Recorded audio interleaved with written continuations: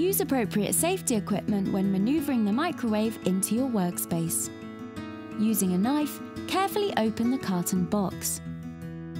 Inside the box, you will find the manual, template, and fitting components. Take a moment to read through the manual to make sure you fully understand the installation process. For the next step, you will need the drilling template. Take the drilling template to one side and cut off the edges as required. Place the drilling template inside the niche on the appropriate side, and using a point, mark out the screwing points. For the next step, use 2 of the 3 spacers and hooks provided.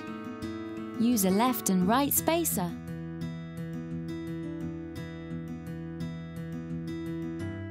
Fix the 2 spacers and 2 hooks into place, one on the left-hand side and one on the right.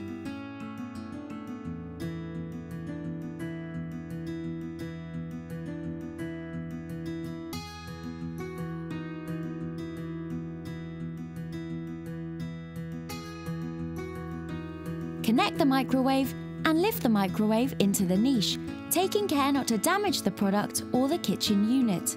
You will need to lift the front of the microwave slightly to fully fix into the niche. Make sure the microwave is securely fastened. Your installation is now complete and ready for your customer.